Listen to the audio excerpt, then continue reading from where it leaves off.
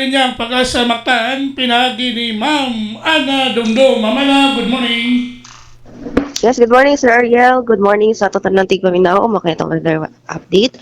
Sa kasamtangan, ang hangin amihan paday nagapektar sa Luzon o diri sa Kabisayaan.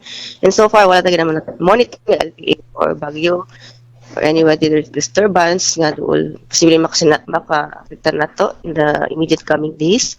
And itong forecast condition diri sa Central Visayas makasinati kita o generally fair weather goes lang sa tsansa sa mga patak-patak mga hinay nga pag-ulan dala kaning amihan. And sa itong hangin sa kadagatan, ang Kabisayaan makasinalisab o kasarangan ng hangin nagikan sa amihan ng Sidlakan o ang kadagatan mas kasarangan sa mga pagbalon. Diri sa buwat ang kadagatan na ay pagtaob alas 7:05 karong gabi and muhunas alas 4:11 sa Kamuntagon ugma.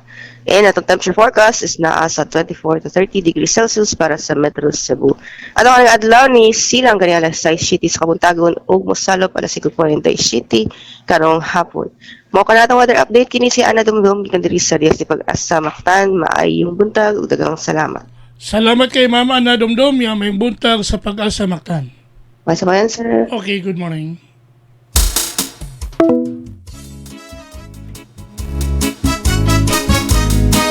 Inyo gadabate atong dagan sa kahimtang sa panahon. Nining adlaw nga Huwebes, pizza 29 bulan sa Enero tuig 2026. Pinagi ni Ma'am Ana Dumdum nga naghatod sa tong dagan sa kahimtang sa panahon on weather update. Salamat kayo sa Pag-asa Mactan ug mayong buntag kanatong tanan.